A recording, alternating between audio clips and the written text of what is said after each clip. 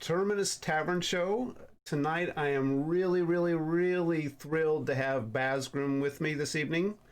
Um, I've been a long time fan of his work, and I'm really going to enjoy delving into getting to know him better and find out uh, all about Chat Pantheon with him. Before we start, too, I also wanted to just acknowledge that we have reached the 1 year anniversary of Brad's passing, and I hope that Pantheon will be his great legacy. Um, and so, thank you, Brad, for making this all possible for us. On a completely other note, I did want to also extend my congratulations. We had Nefel on the show just on the last show, and he's been brought on by Visionary Realms to do the harvesting and crafting systems. It's going to be in great hands, so we expect great things. So usually I ask my guests first what they're drinking, but tonight I'm drinking a celebration beer in honor of Nethel being brought on by Visionary Realm. So congratulations, good sir. Drink to you. Cheers. Baz, what are you drinking tonight? Tonight, just a good old fashioned Guinness. Oh, excellent. Another dark brew drinker. That's my preference as well. I'll be completely transparent. I wouldn't call it my preference. Oh, okay. It's just what I had around. but you know, to be lying around. Yeah, it's just what was within reach. But I'm like, yeah, I'll take it. I'm not complaining. Excellent. Well, now I'm going to bring you into the tavern. Welcome, good sir. Thanks for coming on. And I want to thanks Tech Ninja and Vesuvian and Zelik as well. Thank you all for showing up. I appreciate it. Welcome. Well, I'm good to be here. Excellent.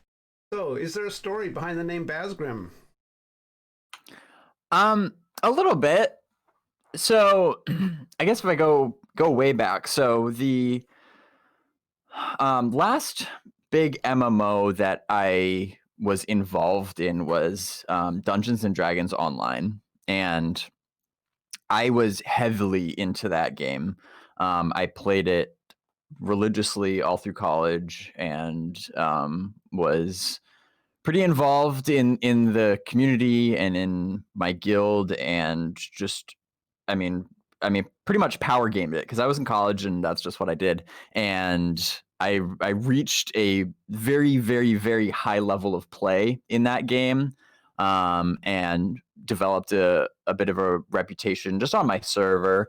And I at that time, so when the time came to move on from that game, I decided that I kind of wanted to retire my persona. So my character's name on in that game was Nickabrick, which is a different spelling of it's a character from the Chronicles of Narnia series.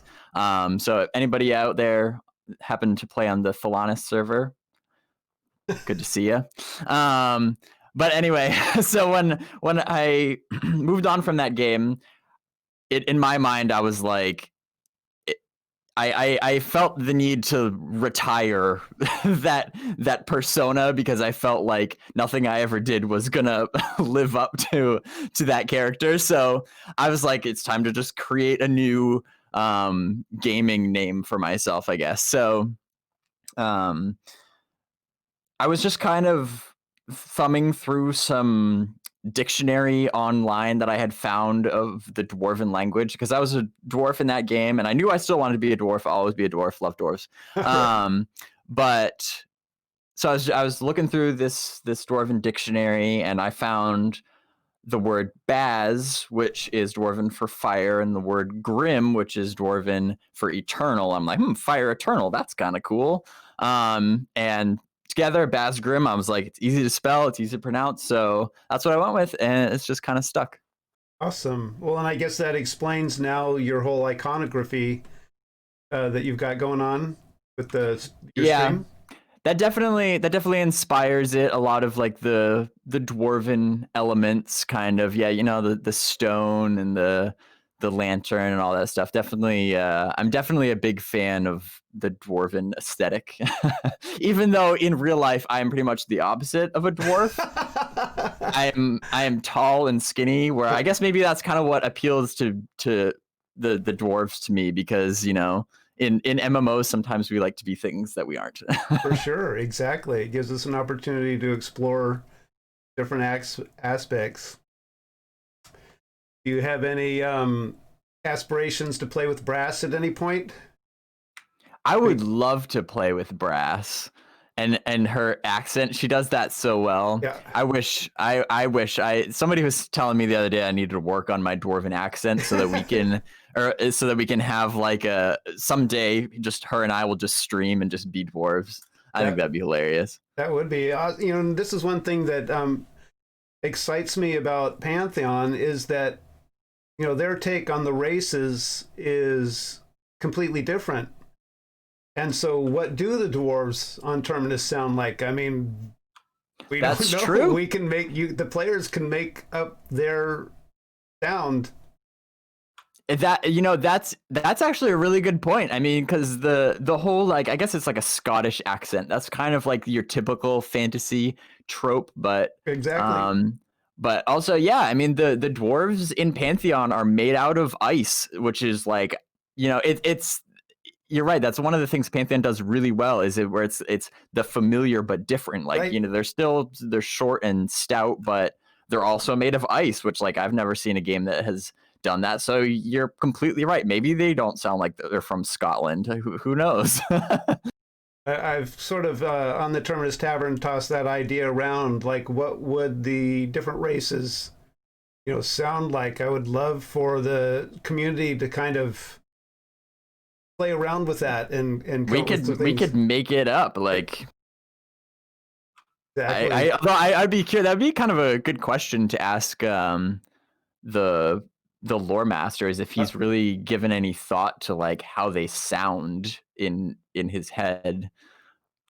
That would be cool. So hopefully someday we'll be able to maybe you can if you ever get a chance to interview him, you can throw that question in for me. I might ask that. I might ask, because if not, I'm just gonna be like, well, they actually sound like Gilbert Gottfried, like. So you mentioned that you played DDO previously, and I do also know that you have some you've played EverQuest, but what other games sort of have brought you to Pantheon? Those are by far the two big ones. So yeah, a lot of people know that I played EQ for most of my childhood. That was my introduction to MMOs, and was hugely impactful. And I guess kind of in between the two, I did what so many people do, was just kind of like bouncing around from free to play MMO to free to play MMO. Like, they were a dime a dozen in the like mid 2000s. So I pretty much none of them ever really stuck that much until DDO. So and, I did a little beta testing for ESO. I even played RuneScape. And when it was big, and then came back when old school RuneScape came out, and I was like, you know what, like, there's actually, I won't go off in too much of a tangent, but like, I think old school RuneScape is actually a very underrated game. Like, there's a lot of things that it does right. It does, so but anyway, yeah, lots and lots of games. And I mean, that's just the MMOs. I mean, I've played lots of other genres too.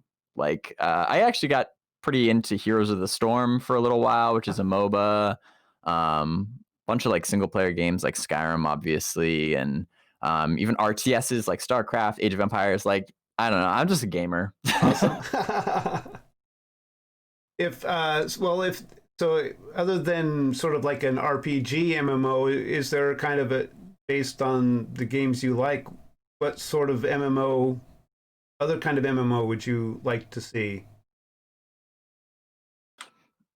What do you mean, like a genre? Genre, or maybe something that combines, I don't know, like first. Yeah, I mean, they do have some first person shooter MMOs, I guess, or Yeah, yeah. I was never really like into those. yeah, Um, it's kind of funny, like. So I played a lot of the Elder Scroll like single player games. Like yeah. Morrowind is Mm. just a masterpiece. Skyrim, obviously, and so um when I was playing Morrowind, actually, I and my grandmother was playing it as well. So those of Oh, you might know that my grandmother was the one who introduced me to EverQuest, not the oh other way wow. around. Um, and Woo. but I was the one that introduced her to Morrowind, Huh?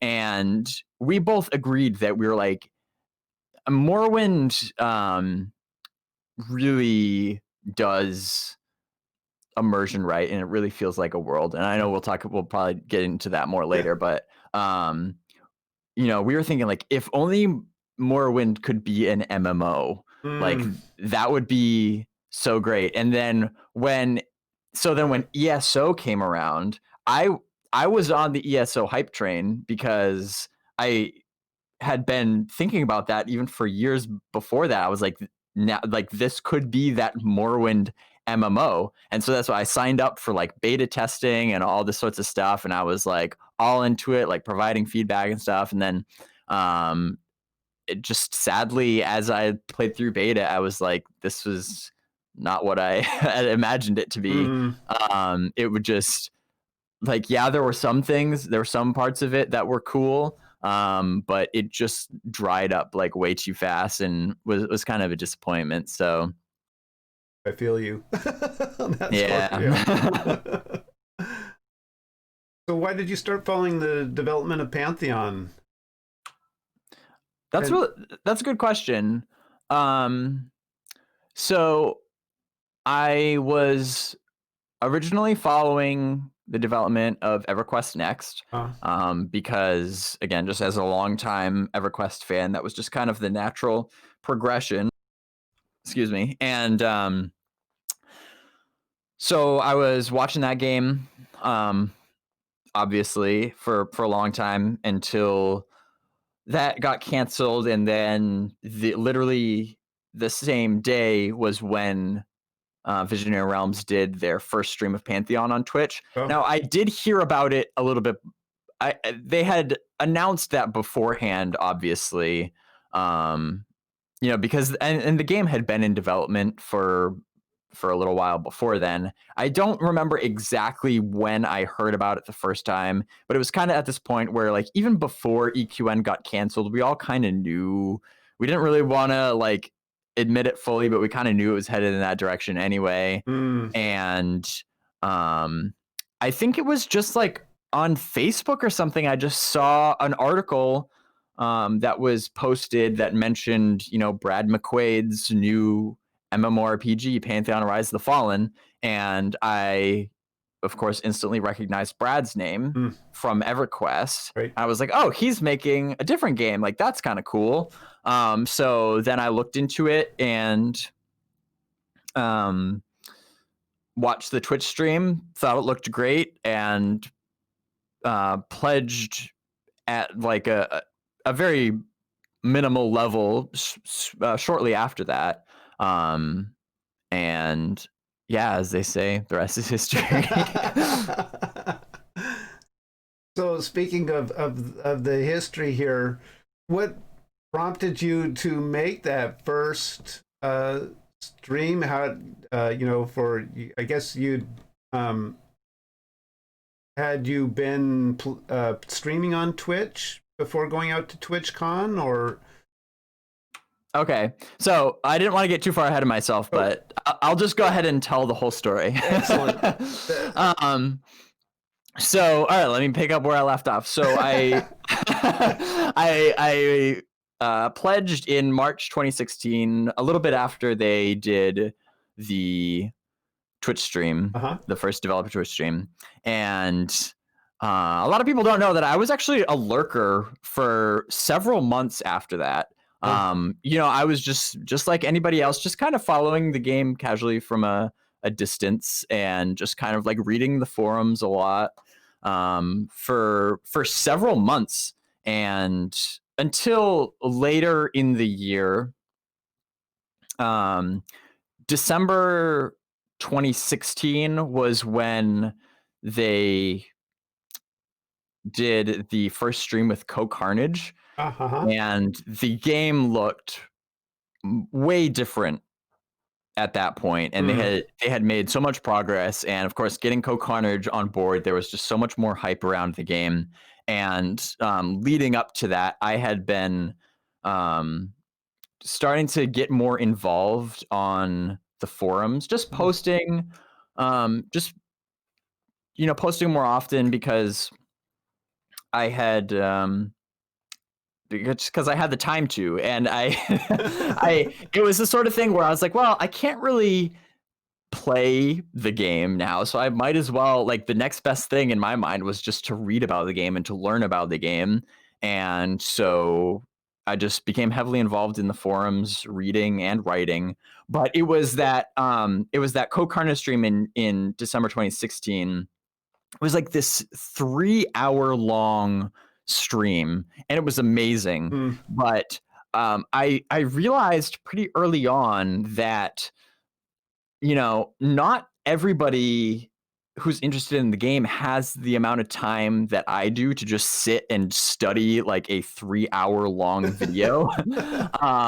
And so that was where I got this idea to just do a written summary of it on the forums, and just to kind of like hit the highlights in an easy, like, kind of bullet point format for people to just come in and be able to get the important information in a lot less time. It was still a pretty lengthy forum post, obviously, but it didn't take you 3 hours to read, that's for sure. So No War and Peace.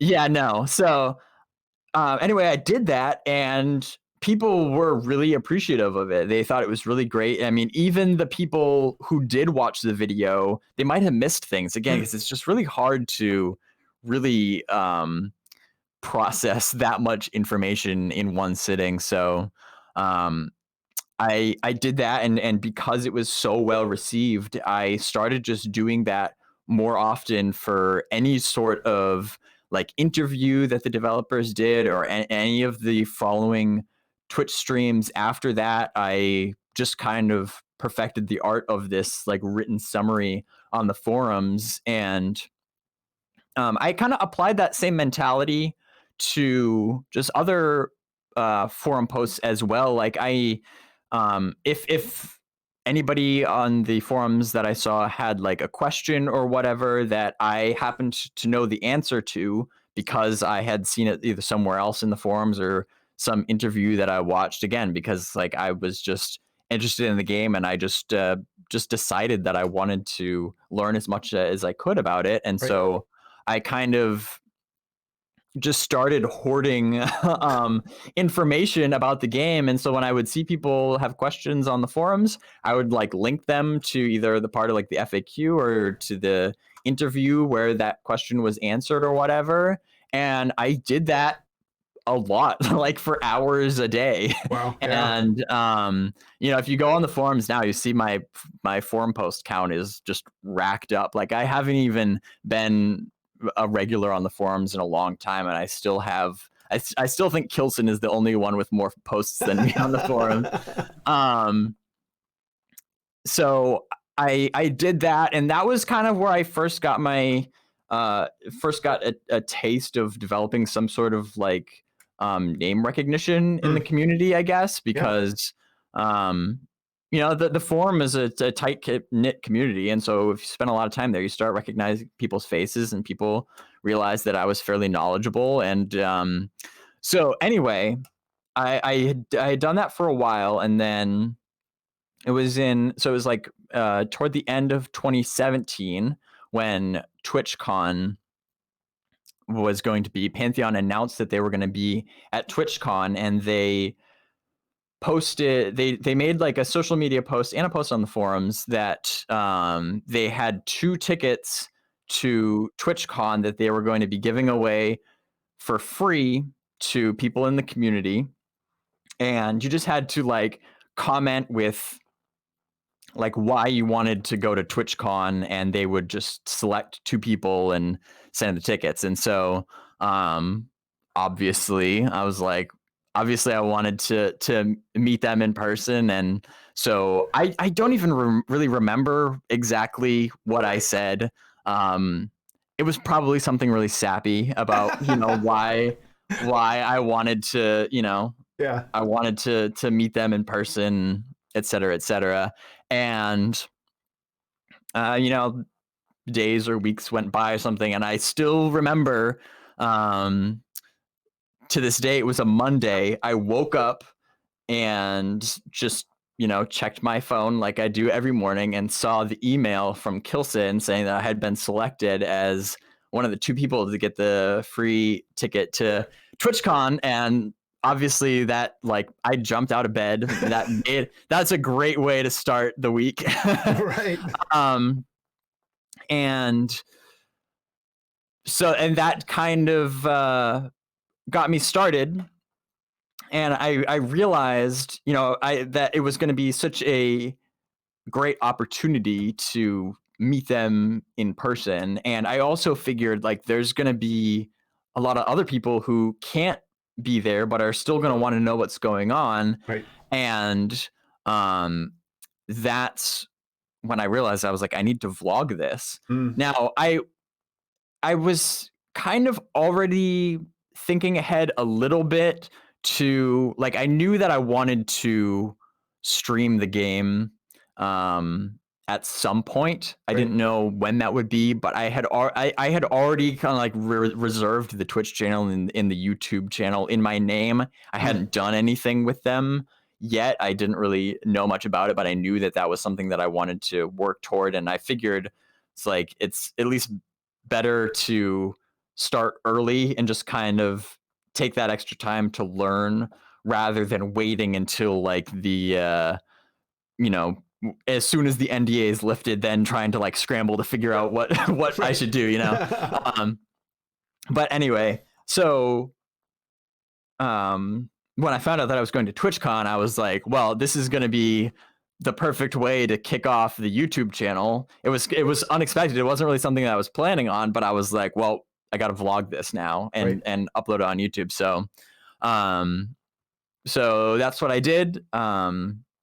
I didn't have, it must have only been like a couple weeks heads up that they gave me. I could be wrong. Again, it was kind of a while ago, but I want to say it was only like 2 or 3 weeks that I had to really get ready. Wow. And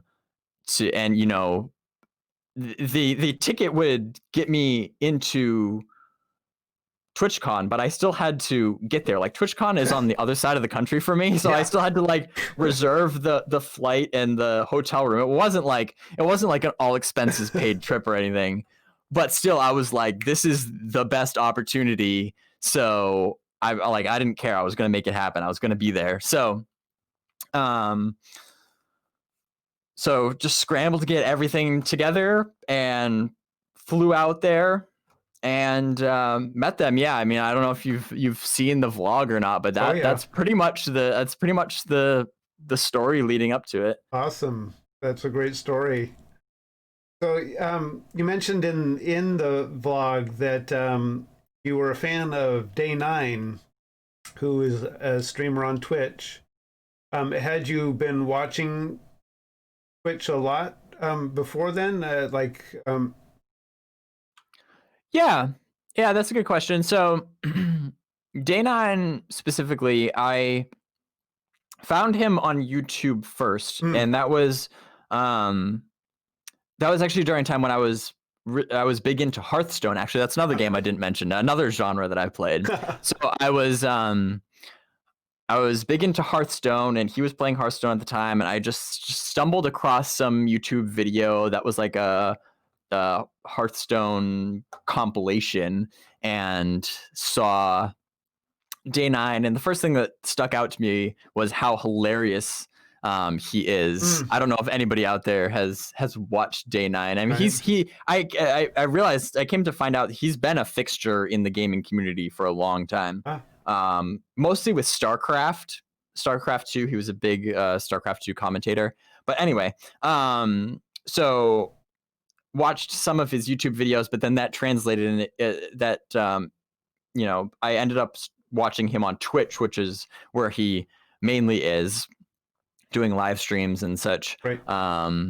And that was probably my first like major introduction to Twitch, and watching the live streams. But I loved watching his streams, and then of course I would kind of I would look around to some other channels, but actually what was funny is this is kind of like a side note. I actually stumbled across Carnage's stream before I even knew who he was, really. He was playing something like Roller Coaster Tycoon or something. And that was actually not long before VR announced that they were going to be streaming with Carnage. And so when they made that announcement, I actually didn't recognize the name because I didn't know that that's who I had been watching like a little bit before that. Right. So I was like, Carnage, I'm like, who is this guy and why is he a big deal? And then I started looking up and I was like, oh, I actually know who this is. I was like, it's cool. And obviously he was huge, but yeah. So Day 9 though, I pretty much just watched him on Twitch, like primarily, but I watched him a lot. Like I really like sunk my teeth into his streams because it was like just the perfect balance of, for one thing, good like educational gameplay, and he's hilarious, and he would crack himself up, which and he had like contagious laughter, and then he would just seamlessly transition into just like super practical, inspiring life advice. It's like it was like the trifecta. Like you can't really ask for more. You can't ask for more than that from a streamer. And so that was all I was completely content just watching his streams, and I watched him a lot. And so I was extra pumped when I got to TwitchCon and saw that he was going to be there too, because not only it was like my worlds were colliding. Not only was Pantheon going to be there, that was like a huge interest, but then on the side it was like Day 9, who was another like streaming icon for me. It was the perfect trip, really. Wow, sounds awesome. So then you got a chance to meet the Visionary Realms team. Do you have any stories that you feel comfortable or would like to share about meeting them and meeting Brad, getting a chance to play with him a little bit?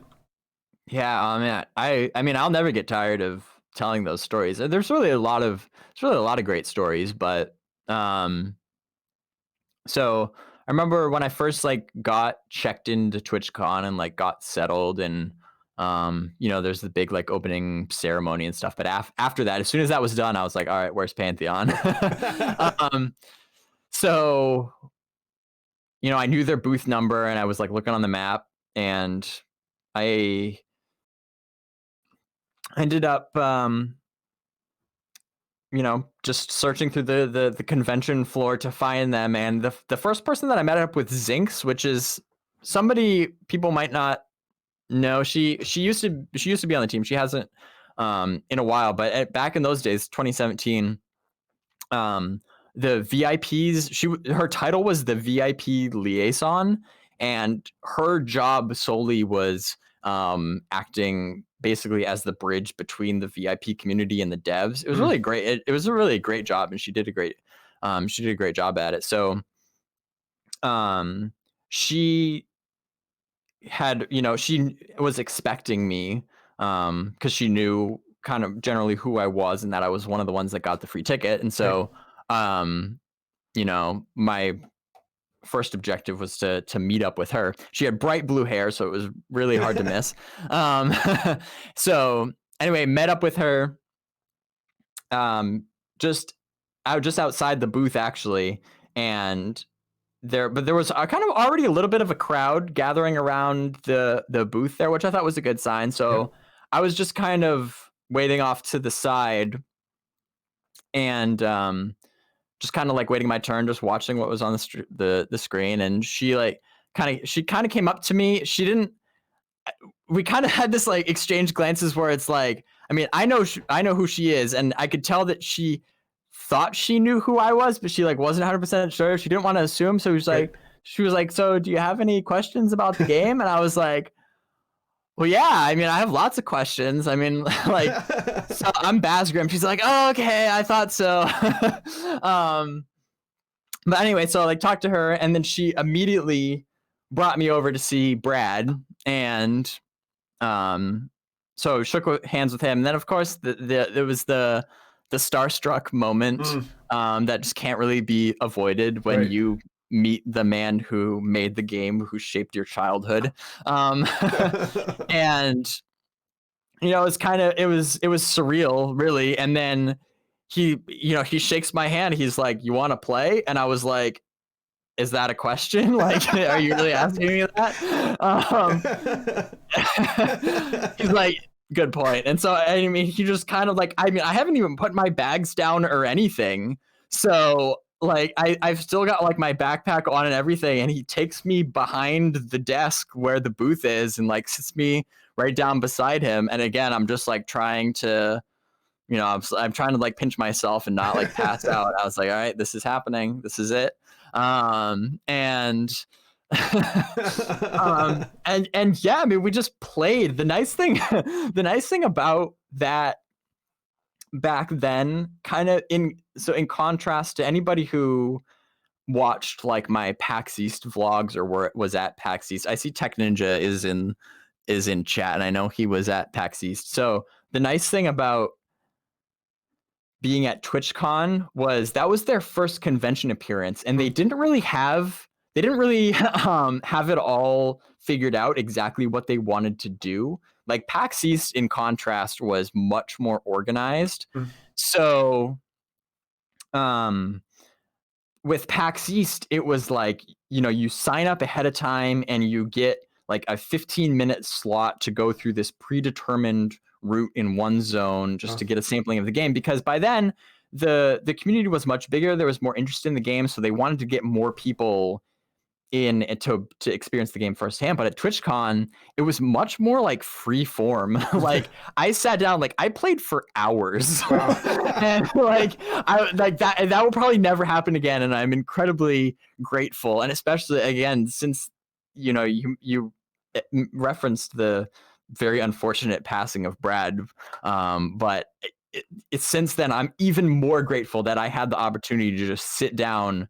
That's something, an opportunity we'll never have again, where I was able to just sit down and just play with him, like just for hours at a time. And we went through like all the zones that were in the game, and it was just kind of like free form. And people were taking pictures, and it was a momentous occasion because I didn't realize that I was the first non-developer to actually get my hands on the game. Oh wow. I mean, I knew I was trying to get to the booth as soon as possible.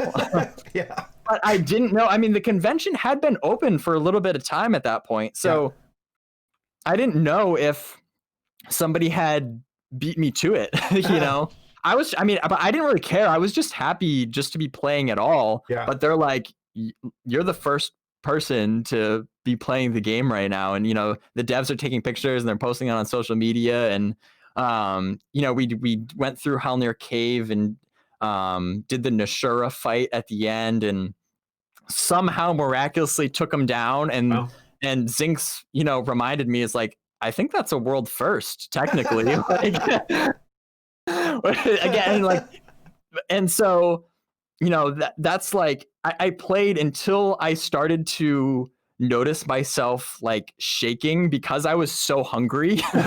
Because like, and it was like the adrenaline and everything, and it's like I had like a water bottle with me, but it's like I had just been go.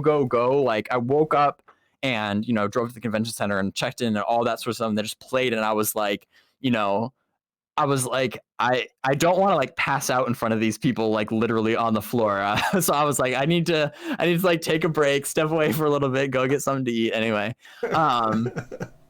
so we did that, and then later in TwitchCon, I think it was like the second day or something, they did the like community meetup at a bar just downtown, and um, I remember I was sitting at the bar, and there was like a seat open next to me, and Brad just comes right over and sits down next to me and starts talking to me, which again is just like I'm just thinking like this is the best time of my life.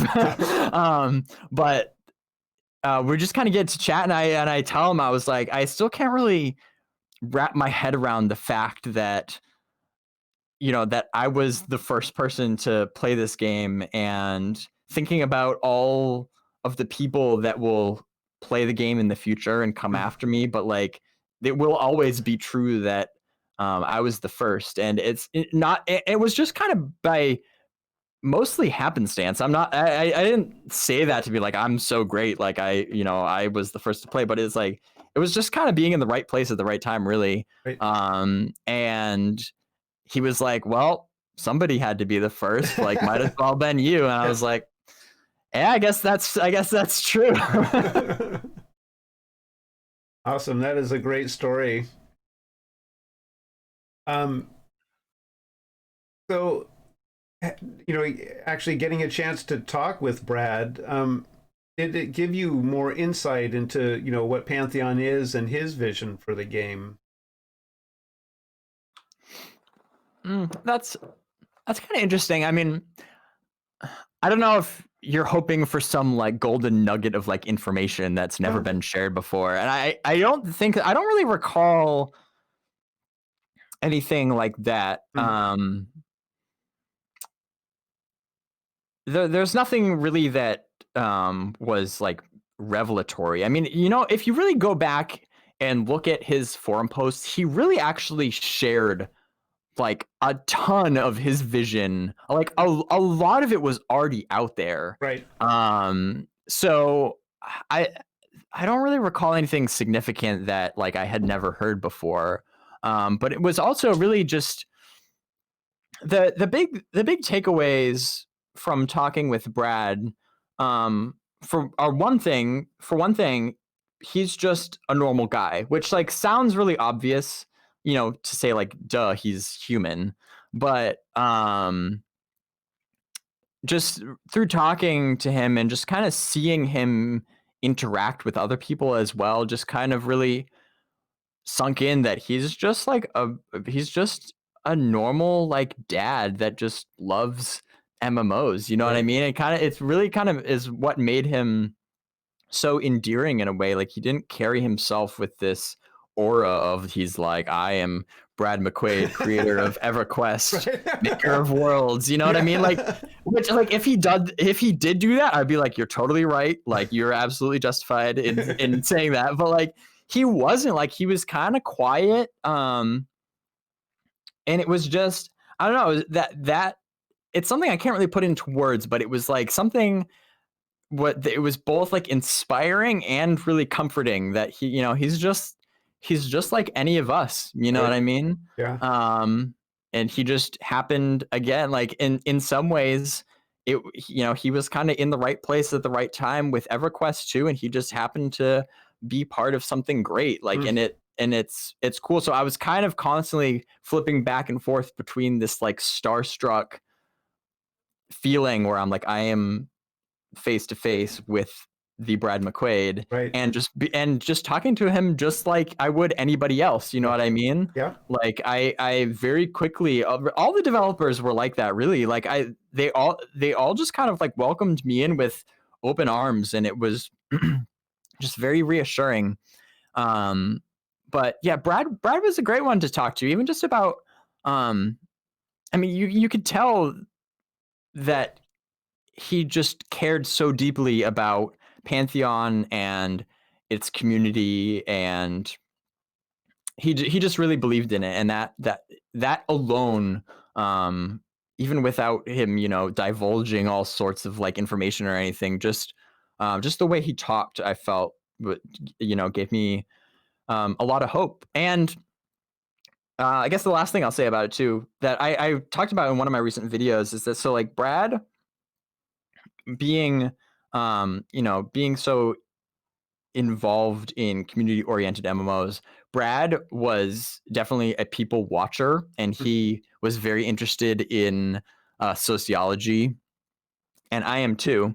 And so a lot of that stuff that we talked about was kind of that like psychological, sociological aspect. And I also told him I this is kind of another story from when we were at the bar talking, and I was telling him about how I think that how EverQuest was so grindy. We obviously talked a lot about EverQuest. I was like, how can I not talk about EverQuest? We might have talked about EverQuest more than Pantheon, to be honest.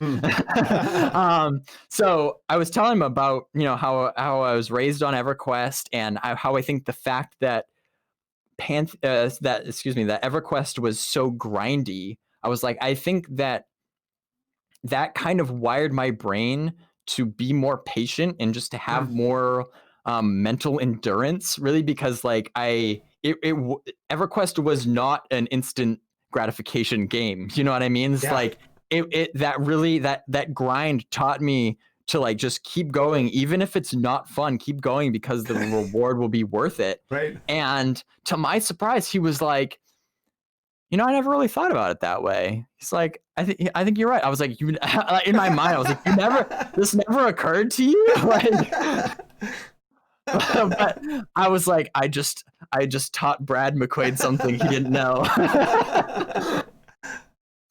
But it was just it was a lot of that sort of stuff, and talking about like how he was saying how what people follow people. That was what I was talking about in one of my recent videos, and about the crowd at TwitchCon, and how it's really just a momentum game, where it's like you just got to get that small crowd there. But when you keep them there, if you keep them there, though, inevitably other people will kind of stop by, and you just slowly start building that group. And the bigger the group gets, the easier it gets to build momentum, because other people are going to see this big group and they're like, hey, what's going on? Right.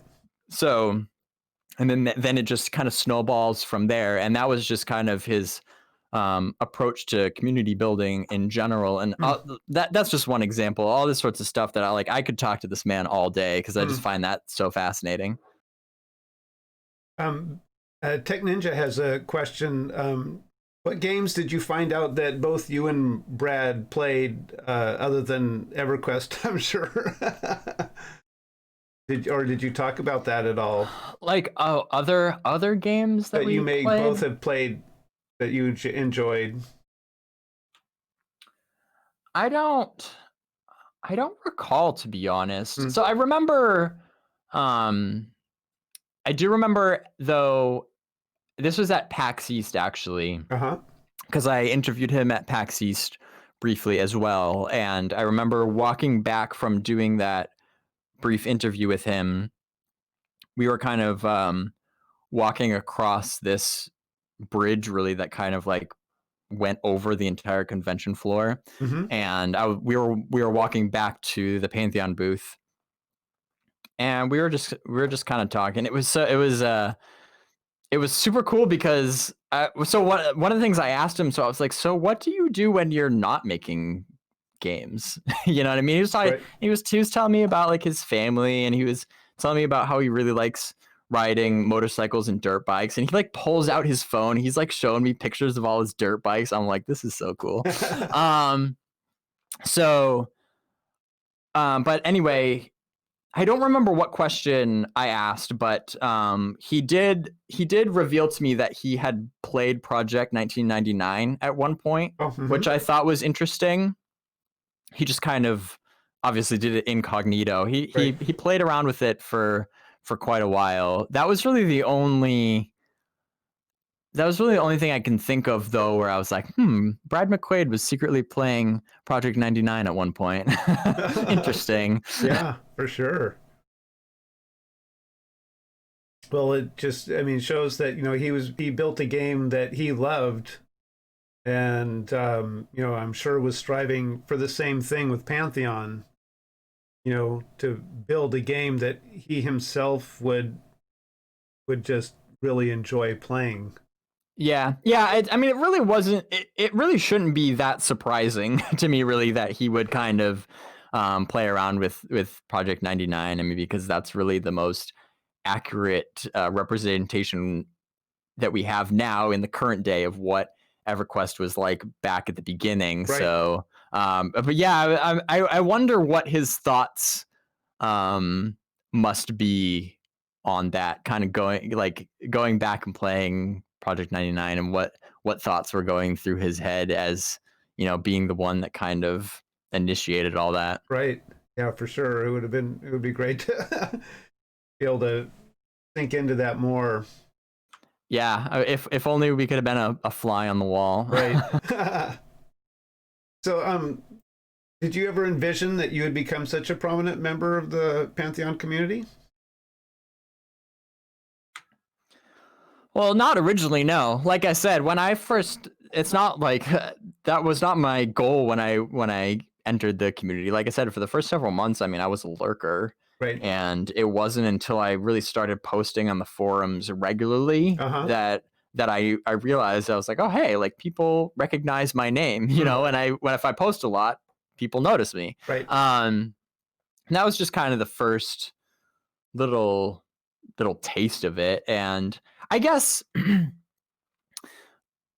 I was on the forums, though, so going back to my time in DDO, when I was playing DDO and reading those forums, I would always look up to the people who just had thousands and thousands of posts on those forums, because they had been around since the beginning of the game and they had such a high reputation, on those forums. I was like, everybody looked up to those people. And so I was thinking, again, with the Pantheon forums, I'm like, well, I can't play Pantheon now. Like with DDO, I was like, I would much rather play the game than just talk about the game on the forums. But now I don't have that choice. All I have is just talking about the game on the forums. So I was like, it's a really fortunate opportunity that we all have to be able to get in on the ground level of a game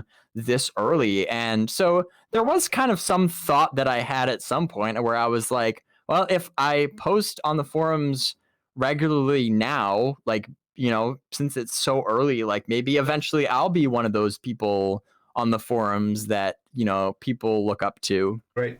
And so if I ever really had some like aspiration of like, developing a name for myself, I really just kind of wanted to be like that guy on the forums. But yeah, it wasn't until really those TwitchCon vlogs that I did that was like my first video on YouTube. When I posted it, got maybe like, it within a day it had like 500 views, which in the grand scheme of YouTube is obviously like nothing. But I was thinking like that's pretty good for a first video. And, I figured most people probably weren't rewatching that vlog over and over again. So I'm thinking like, I mean, that's got to be at least a few hundred people out there that care enough about my coverage of the convention that, they wanted to watch this video. I'm thinking like, you put 300 people in a room, that's kind of like a small theater. I'm like, that's kind of cool. Yeah. And all the comments and the feedback that I got from it were really positive. They really appreciated, like, they really wanted to be at TwitchCon, but they just couldn't for whatever logistical reason. And so they kind of felt like they got to live vicariously through me because of those vlogs. And that was just super cool to me. And so I was like, yeah, I got to keep doing this and got to keep, representing the community and keeping people in touch. And again, I mean, I didn't do it for like the recognition or whatever. Like I didn't like if I wanted to do something like this to be famous, I don't know if I would pick a like crowd-funded old school Right. MMORPG. Yeah. You know what I mean? Yeah. I hear you on that score. So, but yeah, I mean, it was like with those vlogs, I was like, this is something that there's clearly a desire for, and I felt like I was in a position to be able to do that. So I'm definitely grateful for that. Awesome. Have you do you see do you feel like you approach the community differently now though that you are more prominent, you're more visible?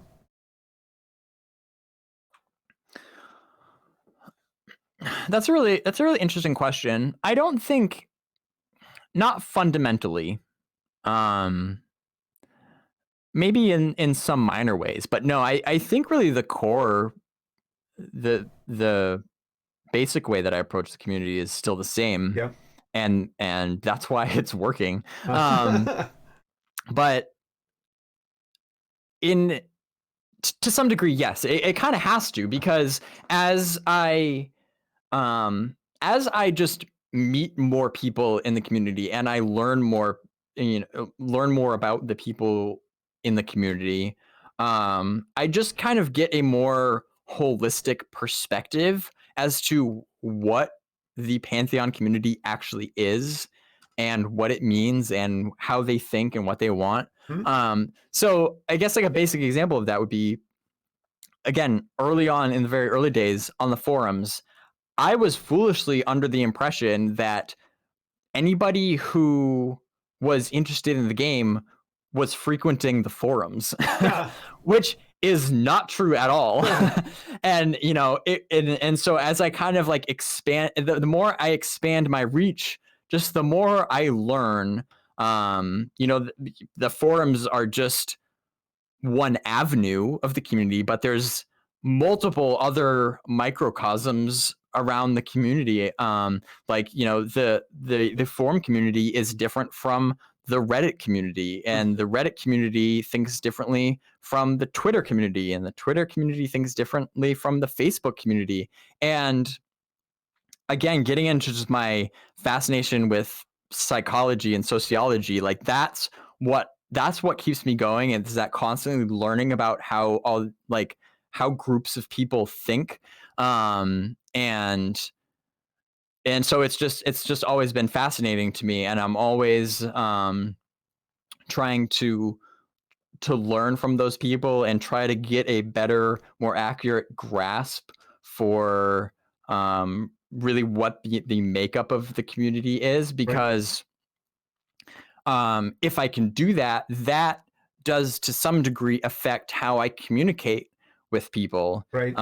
Because I'm a big believer in just kind of meeting people where they are, Hmm? and that requires me to first kind of understand where they're coming from, Right. like what their thought processes are, to then so that I can reach them that way. And so, yeah, I've just kind of broadened my horizons, broadened my perspective and such. But really, the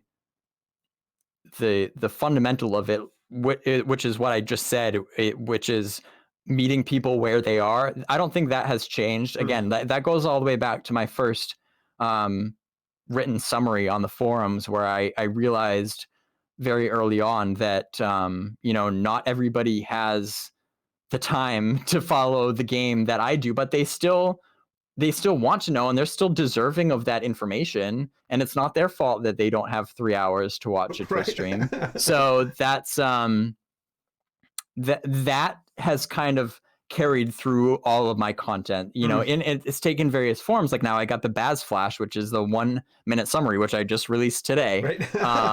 I'm glad your So camera survived, by the way. oh yeah, I know. I had to look at it after. I was like, did I scratch my camera? But no, it's all good. But anyway, yeah, hopefully that answers your question. Absolutely. Um, but it does leave, actually, having an sort of a broader picture of the Pantheon community.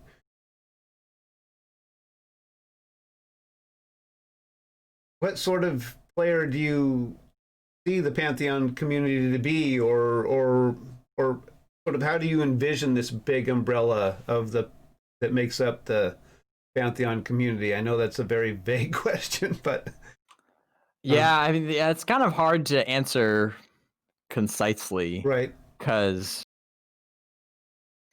Or is yeah, I mean, it more like it's kind of like a faceless being, you know what I mean? Like where it's just so multifaceted. right?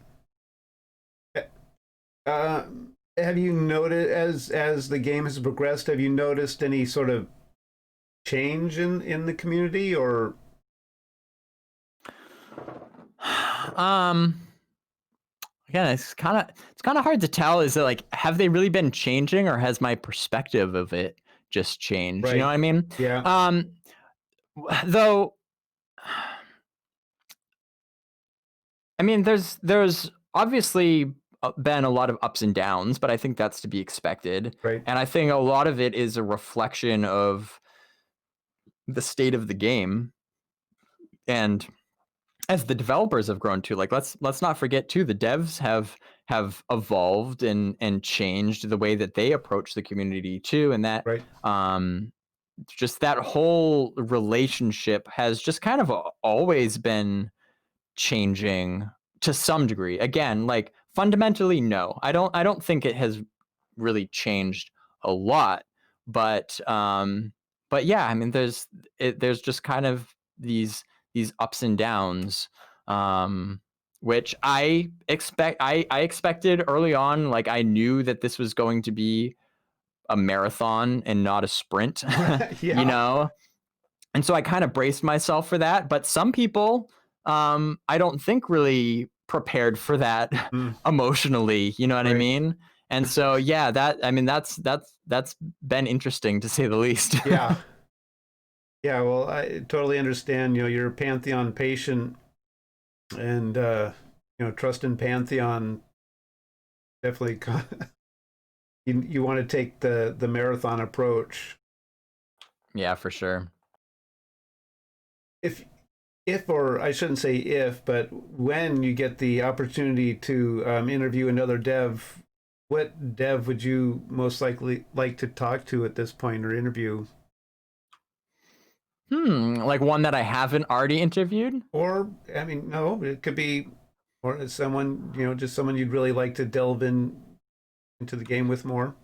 Um, Well, Joppa is always the first one that comes to mind. I Yeah. mean, because he's a treasure trove of information, and Right. I just really like his style of communication. I think he's really good at explaining things. Yeah. Yeah. I think Yeah. if there's ever a topic that needs, especially if it's like a kind of a sensitive topic, Yeah. he's the one that I would want to handle that. Yeah.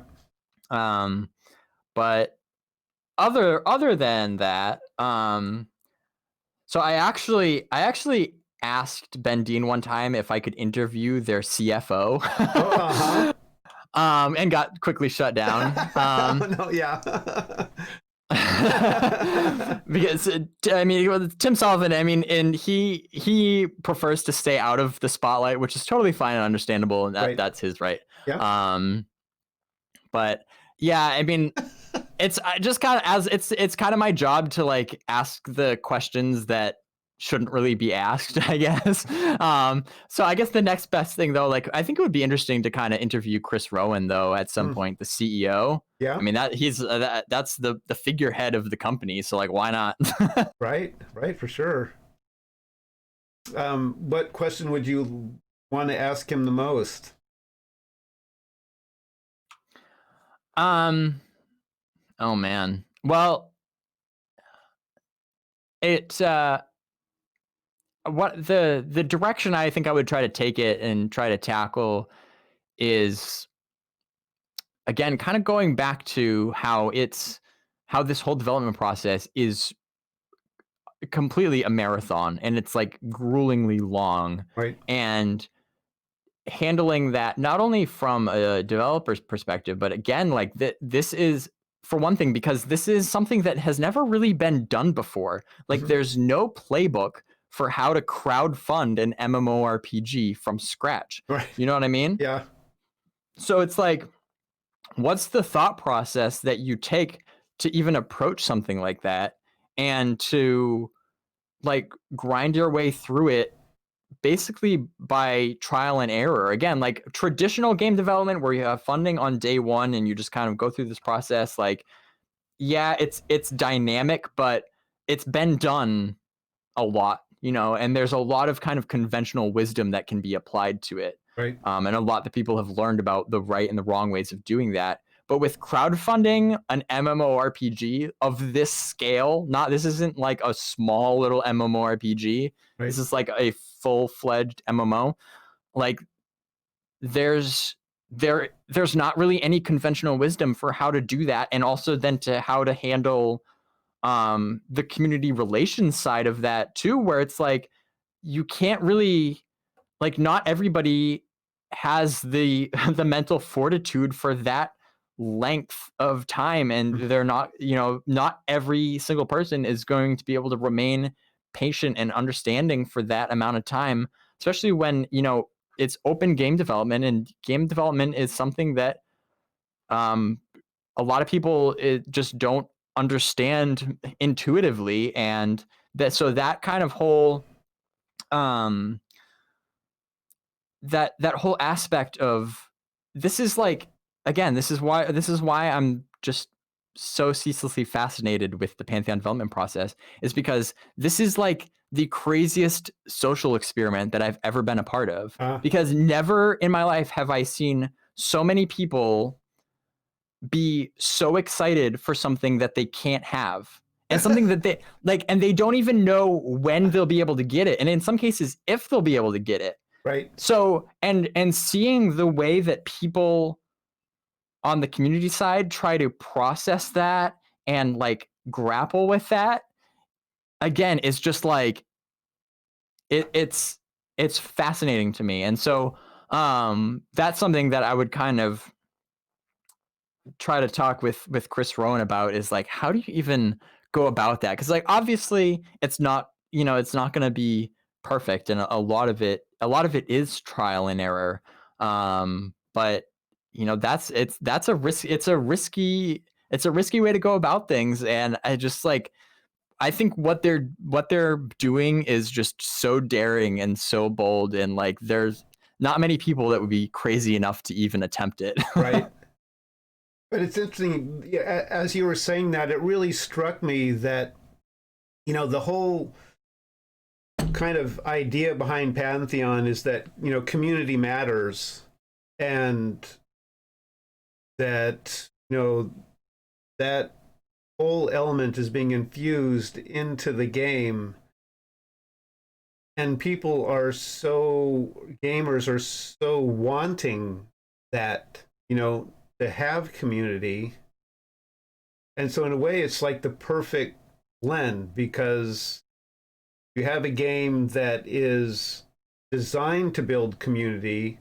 It also needs the community to be built. And so the wedding of that, that two, to produce a game around that whole idea. Yeah, I know. I think that's a really good point. I mean, and that's what's kept a lot of us here, I think, including me, is that like, we all gathered around this game because we wanted a community-based game. And in some senses, like, the community is already here. Right. Like, it's already been established. Like, we already have each other, and there's already been friendships that's been established. Like, when the game does launch, like, that will just be a different place for us to meet up. Right. Rather than just like talking in Discord channels or whatever, we'll be talking in guild chat. Right. We'll be doing different things. It'll be a blast. But the community, like the lifeblood of that, is already here. Yeah. And Vesuvin22 in your chat said something that I think is spot on, which is he said that's why it's so important to inform others with accurate info when we're talking about this lengthy development process, and the way like people approach that from so many different angles when they're first learning about the game and such. Right. And Vesuvian hit spot on like that. That was a huge motivator for me starting off, and still is. Where I realized pretty early, even on the forums, that there was a need for accurate, reliable information. And I saw painfully how that was affecting things, because I mean, people might complain about the communication from the developers now, but back then, 2016, even 2017, it was way worse. Like the rumors and the misinformation was just rampant like wildfire, and it was driving me crazy, because as someone who like took it upon myself as like a second full-time job just learning about Pantheon, where like I would be reading these things that people were saying, and they were just like objectively untrue, and they're getting themselves all like worked up and anxious about it, and that spreads. Like they're getting other people were getting anxious about it too, because maybe they don't know. And it was like, it was driving me crazy. I was like, I can't just stay silent. Like that's when I felt this obligation, where I was like, I have this information, I can't just keep it all to myself. Like I need to get it out there, to try to combat some of the misinformation that was going on out there, because you know, I believed, and still do, that like that makes a real difference, especially when you're talking about a crowdfunded game. Like if there's misinformation spreading around, that has an impact, a completely undue impact on the reputation of the game, and reputation is everything when it comes to crowdfunding. Like if people heard something that was untrue and that caused them to not pledge, like that hurts all of us. Right. And you know, people ask me like why I'm so involved in this game that isn't even released yet, and really the bottom line is I just want to play the damn game. Like that's all it comes down to. And so like I'm of this mentality where, you know, if I put out a YouTube video and somebody learns something from it that they didn't know before, and that, you know, spurs them to pledge. Like I don't even suggest in any of my videos that people pledge to the game. But I just tackle it with like a fire hose of just information. and that, I think, in and of itself, like I want the game to speak for itself, and I just want people to make well-informed decisions. Like if the game isn't for them, like that's fine. Like I get it's not going to be for everybody, but I just want you to have an accurate understanding of what it actually is. And so if one of my videos does that for somebody, where they're like, oh, you know, either they hadn't heard about the game at all, or they maybe thought that it was something different, and I enlighten that, and then they go on to pledge, you know, maybe in some way that will help Pantheon be released 5 minutes earlier. And to me, that's totally worth it, you know? Awesome. Blocks 37 says his wife's really mad at you because you got him so interested in the game. That's awesome. I will completely take that. Yeah, Ziplocks, I'm in the same boat, so I feel you. A lot of people said that that I've talked to, you know, have been drawn to Pantheon because of Pantheon's tenants. Was that one of the big draws for you, or?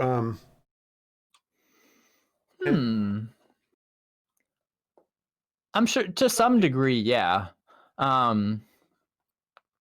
If anything, I think that kind of reaffirmed the direction that they were headed, in that it was, you know, of course, like when the tenants are almost all things that I just agree with, where I was like, yes, like this sounds like a fun game. Like this is what I've been wanting in a game. This is how I believe games should be made. Then yeah, of course that kind of like bolsters my excitement and belief in the game.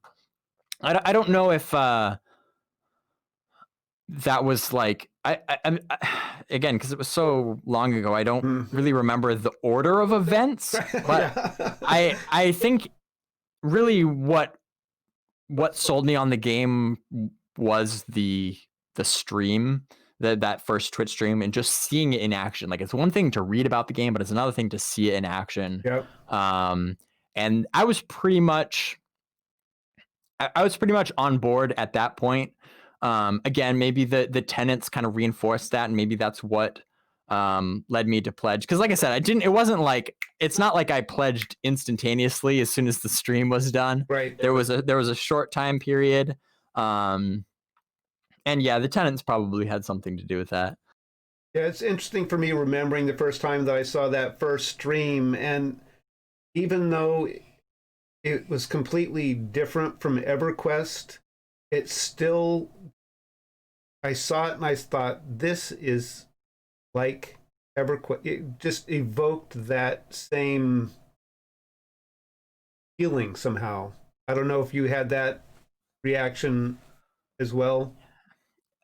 In some ways, yeah. It wasn't like a blast of nostalgia where I was like, wow, this is so much like EverQuest. Right. Where it's like, wow, I feel like I'm watching EverQuest. Right. But it definitely was different. Like, even just the pace of it and the kind of like the personality of it Right. was different.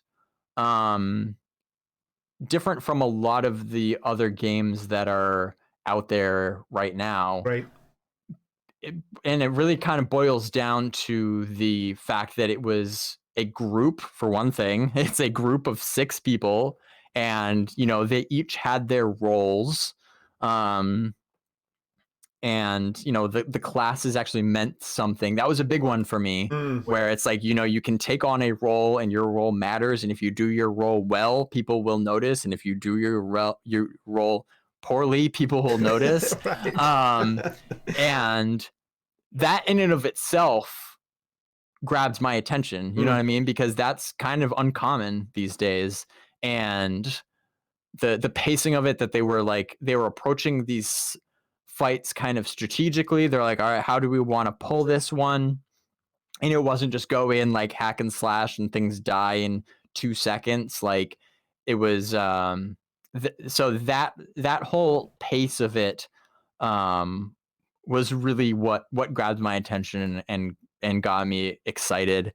And just the fact that you could tell how much fun they were having. Like, it was just it seems like they were just genuinely having so much fun, and when they wiped, they were all like laughing, and it just seemed like a good time. Like, that in and of itself, like everything else aside, just the fact that it was a group of people that were strategizing and having fun, I was like, all right, this is something I can get behind.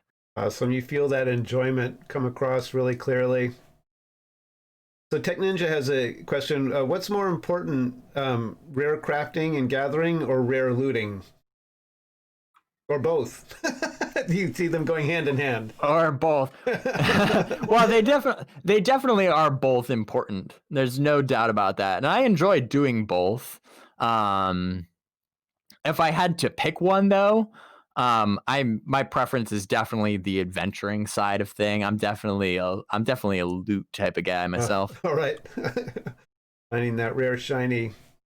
I'm kind of going back to how Pantheon really is very different from the games that are out there now. How would you go about onboarding someone who's unfamiliar with that play style, or do you even see that as being necessary?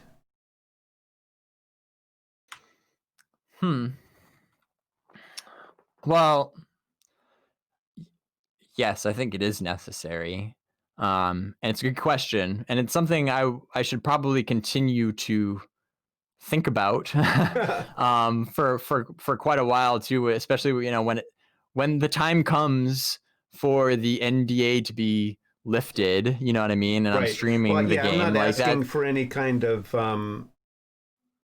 just NDA disclosure, just to make that clear, but just no, I mean, just like when the time comes to stream the game, like I will have to, there'll be a lot of people that are first finding out about the game for the first time, and I will need to have a solid way to introduce the game to them in a way that they'll understand. Again, meeting them where they are. Like if you've never even heard about Pantheon or never even played an MMO, like how would I approach that? So, so for people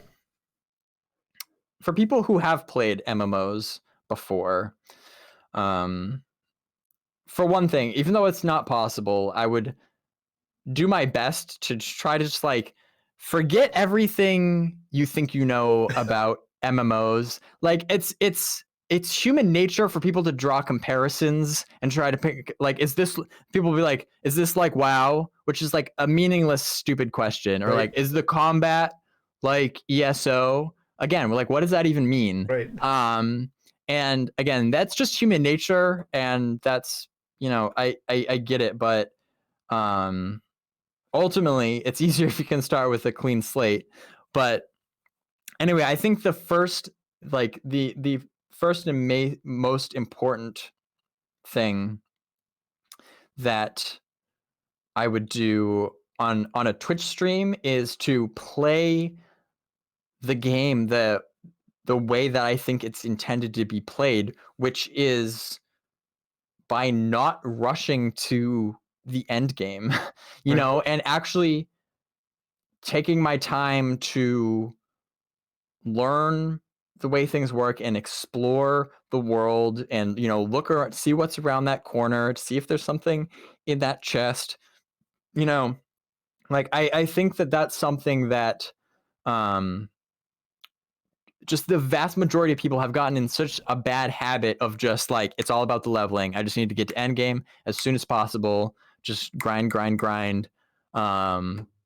just to get to max level. And people have just gotten in that habit. And I have myself too, to a degree. Like it's hard to avoid that when you play so many games where like that is the only way to play. Right. It conditions you to think like that. And so that's what I would try to just dial that back and just be like, listen, guys, like this is a game where it's probably not even like in your best interest to rush to end game. Like you will actually probably be at a disadvantage if you do that. So it's like, let's slow it down a little bit. Like actually, Vesuvian 22 says, treat it as a world, not a game. And you're completely right. Like take a breath, slow it down a little bit. Actually, take the time to understand how things work and just kind of start from there. Yeah, I think that's probably the most important point that I would try to get across. Awesome. Yeah, that makes total sense to me. Like, take a deep breath, slow down, and sink in and enjoy it. Yeah, exactly. It's that, like, enjoy. It's again the phrase that we hear used so often is like, it's about the journey, not the destination. Right. And I think that's just a really important thing to keep in mind. So what features or mechanics are you particularly looking forward to in Pantheon? Well, like I said, being a group-based game where roles really matter, right, is the big one. But just anything else that really does make it feel like like a world and not a game. Like the climate system, I think is genius. That I was like, why has this not been in an MMO before? right. Really, like why has weather not mattered before in an MMO? Like, of course that should be. And so if that's something that you actually have to take into consideration, and you're combating the environment itself, and not just the NPCs, right, but the world and the environment itself is just kind of this faceless opponent that you need to take on. Yeah. There's that. And speaking of NPCs, having NPCs that aren't just stupid and like actually behave like you would want them to behave, that actually prevent or provide an adequate challenge, like that sort of stuff. If they can do that well, Yeah. Yeah, I'll my life will be over. You and me both. I mean, we've sort of touched on this here, but Brad had that saying, I want to make worlds, not games. And what does turn a game into a world for you? Another big part of it is when the world goes on without you, Mm. I think would be a good way of putting it. So for one thing, it being open world, non-instanced is a big one.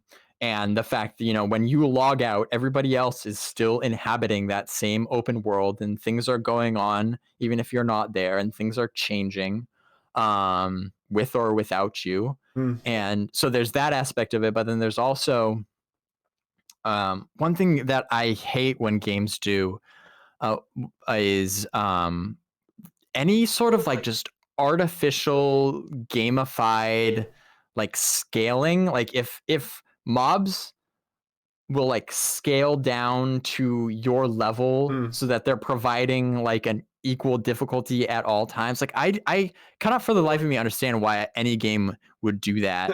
um it just seems so bland to me when everything is exact, like it's a perfectly equal challenge. Like to me, like that's not how the real world works at all. So that's why would a game feel like a world if things do that, where it's like, you should have to rise to meet the occasion, not the other way around. That's the satisfaction comes from having to adjust your strategy and your skill to overcome an obstacle. Like the I don't want the world to give a crap about me. Like I want to feel very small in a world like that. I don't want to be the hero of the story. Like that's something that is so exciting to me actually, when I feel like you actually have to work for it. And maybe there is some like level 30 NPC that's wandering around the newbie yard and you're like level 2 and he comes and stomps you.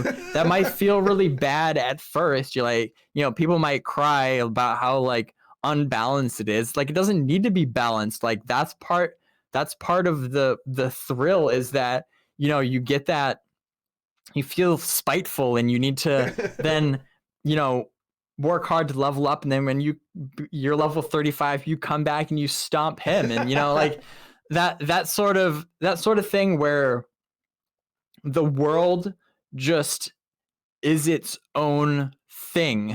Right. Like, and it doesn't Catered. yeah, it doesn't cater to you. It's just doing its thing regardless of whether or not you're there, and you need to figure out how you're going to approach that and tackle it yourself. Right. Awesome. That makes total sense to me. And the world feels like it has some risk to it. You gotta respect it. Yeah, exactly. Yeah, that's a good way of putting it. Yeah. What characters do you plan on playing in Pantheon? You mentioned you love dwarves. Yeah, definitely a dwarf. Now, I'm sure at some point I will play every class and every race. Just because I want to try it out. Like I feel like there's a lot of value in doing that. Even if I'm not I won't be an altaholic. Like I will probably pick one class and specialize in that. But even as somebody who specializes in one class, I think there's a lot of value in understanding how the other classes work. So especially in games like this, where you need to rely on the other people in your team and everybody has a role that matters. And so, if I'm tanking, I'm going to want to know exactly what the healers have in their arsenal.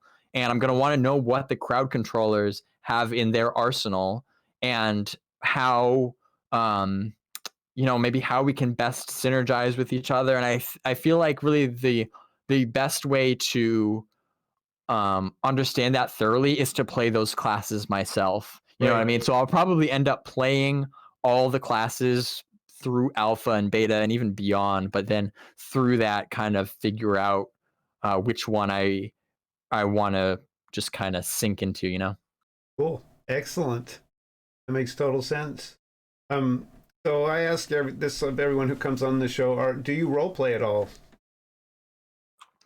Not really, to be honest. Now, only to the extent that, like I said at the very beginning, um, that I kind of role play the naming of my characters a little bit. Yeah. That because, like I said, I mean, having the name Bazgrim, which is Dwarven for Fire Eternal, like that. I mean, it's kind of like role playing-y. Like I don't just name my character like Cookie or something, but so I like having lore appropriate names for my characters, but that's pretty much the extent of it that I go to. Awesome.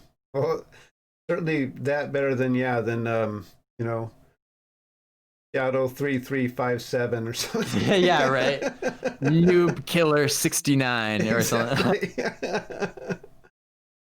Well, Brascom, thank you so much for coming onto the show. It's been a real pleasure getting a chance to chat with you and get to know you better. I really appreciate your time coming on.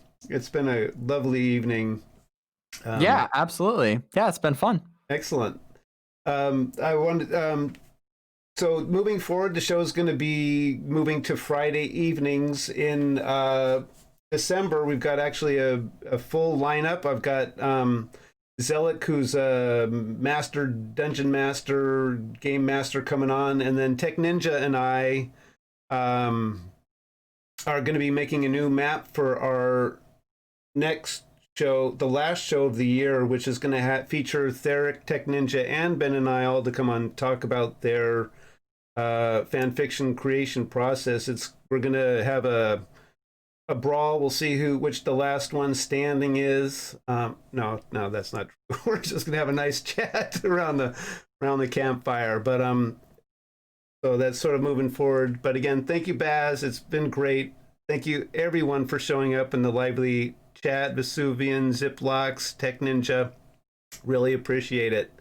Everyone have a great night and reach out and game with somebody. Everyone, take care. Good night. Night.